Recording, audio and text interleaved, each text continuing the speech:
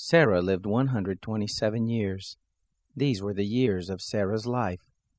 Sarah died in Kiriath Arba, the same as Hebron, in the land of Canaan. Abraham came to mourn for Sarah and to weep for her. Abraham rose up from before his dead and spoke to the children of Heth, saying, I am a stranger and a foreigner living with you. Give me a possession of a burying place with you, that I may bury my dead out of my sight. The children of Heth answered Abraham, saying to him, Hear us, my lord. You are a prince of God among us. In the choice of our tombs bury your dead. None of us will withhold from you his tomb, but that you may bury your dead. Abraham rose up and bowed himself to the people of the land, even to the children of Heth. He talked with them, saying, If it be your mind that I should bury my dead out of my sight, hear me, and entreat for me to Ephron the son of Zohar, that he may give me the cave of Machpelah, which he has, which is in the end of his field. For the full price let him give it to me in the midst of you for a possession of a burying place. Now Ephron was sitting in the midst of the children of Heth. Ephron the Hittite answered Abraham in the hearing of the children of Heth, even of all who went in at the gate of his city, saying, No, my lord, hear me. I give you the field, and I give you the cave that is in it. In the presence of the children of my people I give it to you. Bury your dead. Abraham bowed himself down before the people of the land. He spoke to Ephron in the audience of the people of the land, saying, But if you will, please hear me. I will give the price of the field. Take it from me, and I will bury my dead there. Ephron answered Abraham, saying to him, My lord, listen to me. What is a piece of land worth 400 shekels of silver between me and you? Therefore bury your dead. Abraham listened to Ephron. Abraham weighed to Ephron the silver which he had named in the audience of the children of Heth, 400 shekels of silver, according to the current merchant standard. So the field of Ephron, which was in Machpelah, which was before Mamre, the field, the cave which was therein, and all the trees that were in the field, that were in all the border of it round about, were made sure to Abraham for a possession in the presence of the children of Heth, before all who went in at the gate of his city. After this, Abraham buried Sarah his wife in the cave of the field of Machpelah before Mamre, the same as Hebron, in the land of Canaan. The field and the cave that is therein were made sure to Abraham for a possession of a burying place by the children of Heth.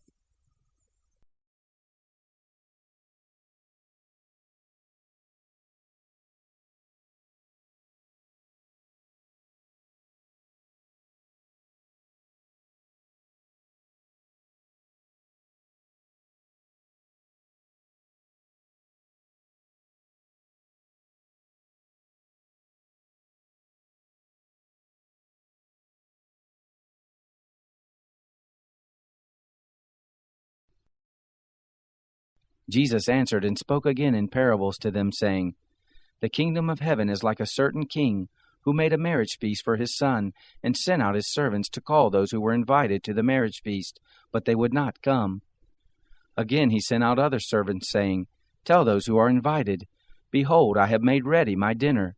My oxen and my fatlings are killed, and all things are ready. Come to the marriage feast. But they made light of it, and went their ways, one to his own farm, another to his merchandise, and the rest grabbed his servants, and treated them shamefully, and killed them. But the king was angry, and he sent his armies, destroyed those murderers, and burned their city. Then he said to his servants, The wedding is ready, but those who were invited weren't worthy. Go therefore to the intersections of the highways, and as many as you find, invite to the marriage feast. Those servants went out into the highways, and gathered together as many as they found, both bad and good. The wedding was filled with guests. But when the king came in to see the guest, he saw there a man who didn't have on wedding clothing. And he said to him, Friend, how did you come in here not wearing wedding clothing? He was speechless. Then the king said to the servants, Bind him hand and foot, take him away, and throw him into the outer darkness. There is where the weeping and grinding of teeth will be. For many are called, but few chosen. Then the Pharisees went and took counsel how they might entrap him in his talk. They sent their disciples to him along with the Herodians, saying, Teacher, We know that you are honest and teach the way of God in truth, no matter who you teach, for you aren't partial to anyone. Tell us, therefore, what do you think? Is it lawful to pay taxes to Caesar or not?" But Jesus perceived their wickedness and said, "Why do you test me, you hypocrites? Show me the tax money." They brought to him a denarius. He asked them, "Whose is this image and inscription?" They said to him, "Caesar's." Then he said to them, "Give therefore to Caesar the things that are Caesar's, and to God the things that are God's." When they heard it, they marveled, and left him and went away. On that day Sadducees, those who say that there is no resurrection, came to him. They asked him, saying, "Teacher, Moses said, if a man dies having no children, his brother shall marry his wife and raise up seed for his brother. Now there were with us 7 brothers. The first married and died, and having no seed left his wife to his brother. In like manner the second also, and the third to the 7th. After them all, the woman died. In the resurrection, therefore, whose wife will she be of the 7? For they all had her." But Jesus answered them, "You are mistaken, not knowing the Scriptures, nor the power of God. For in the resurrection they neither marry, nor are given in marriage, but are like God's angels in heaven. But concerning the resurrection of the dead, haven't you read that which was spoken to you by God, saying, 'I am the God of Abraham, and the God of Isaac, and the God of Jacob'? God is not the God of the dead, but of the living." When the multitudes heard it, they were astonished at his teaching. But the Pharisees, when they heard that he had put the Sadducees to silence, gathered themselves together. One of them, a lawyer, asked him a question, testing him.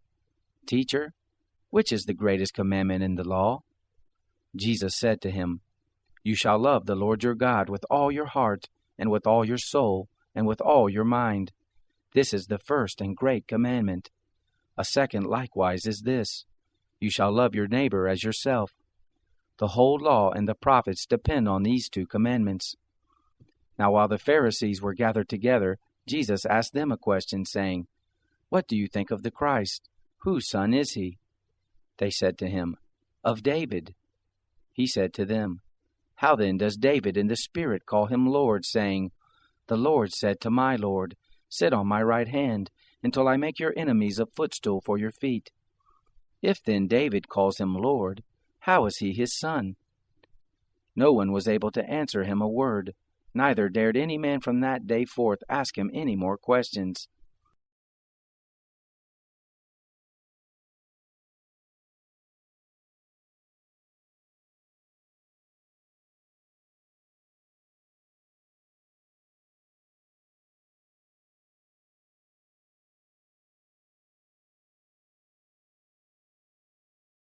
Chapter 12. Now these are the priests and the Levites, who went up with Zerubbabel the son of Shealtiel, and Jeshua, Sariah, Jeremiah, Ezra, Amariah, Malach, Hattush, Shechaniah, Rehum, Meremoth, Edo, Ginnathoi, Abijah, Mizamim, Madiah, Bilkah, Shemaiah, and Joarib, Jediah, Salu, Amok, Hilkiah, and Jediah. These were the chiefs of the priests and of their brothers in the days of Jeshua. Moreover the Levites, Jeshua, Benui, Kadmiel, Sherebiah, Judah, and Mattaniah, who was over the thanksgiving, he and his brothers. Also Bakbukiah and Uno and their brothers were over against them according to their offices. Jeshua became the father of Joiakim, and Joiakim became the father of Eliashib, and Eliashib became the father of Joiada, and Joiada became the father of Jonathan, and Jonathan became the father of Jaddua.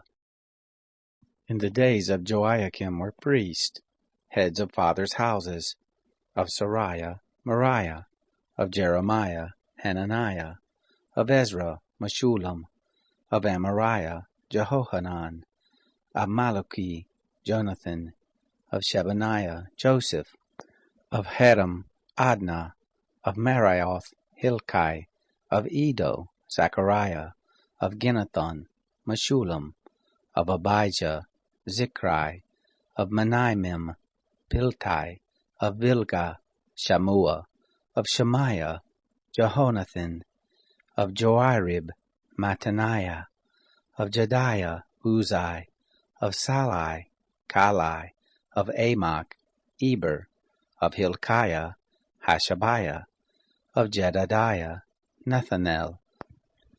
As for the Levites, in the days of Eliashib, Joiada, and Johanan, and Jeduah, there were recorded the heads of the fathers' houses, also the priests, in the reign of Darius the Persian.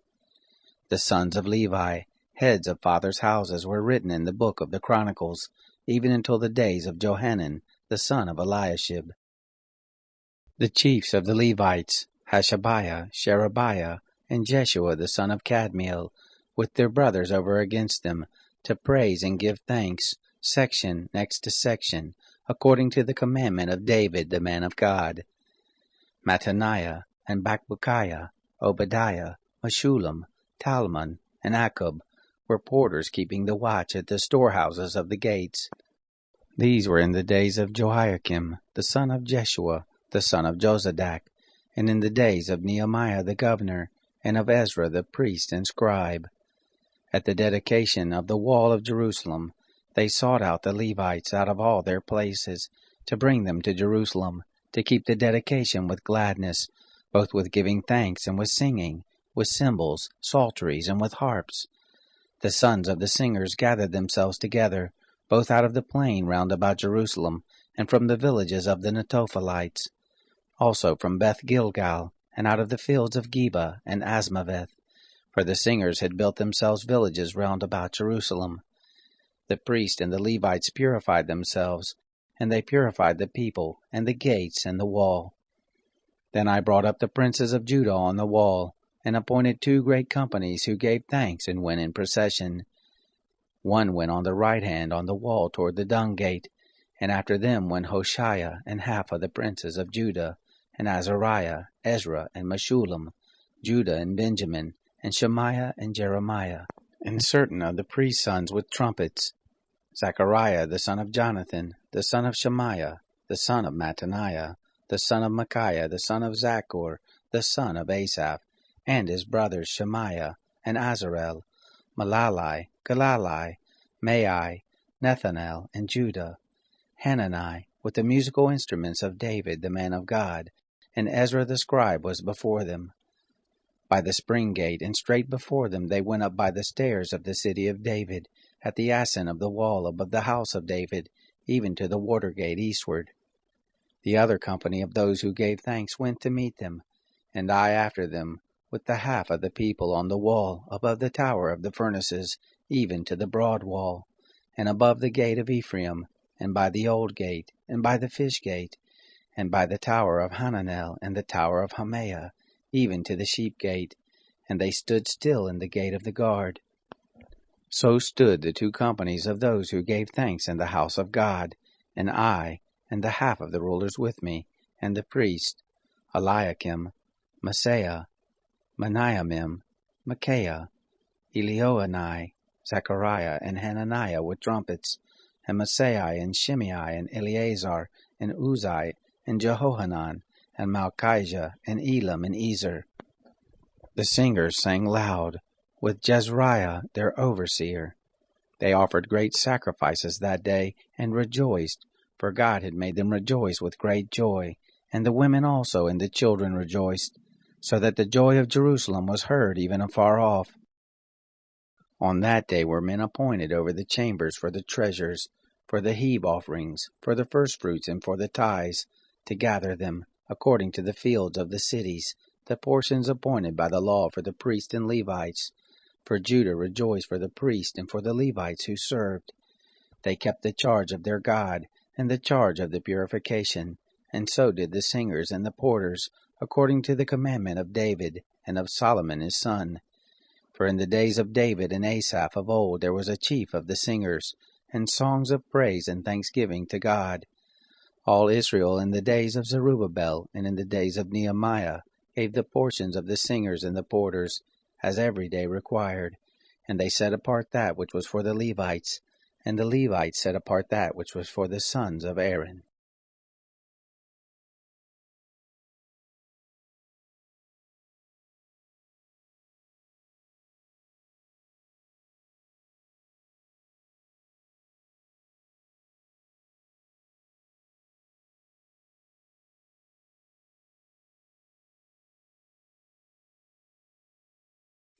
"Brothers and fathers, listen to the defense which I now make to you."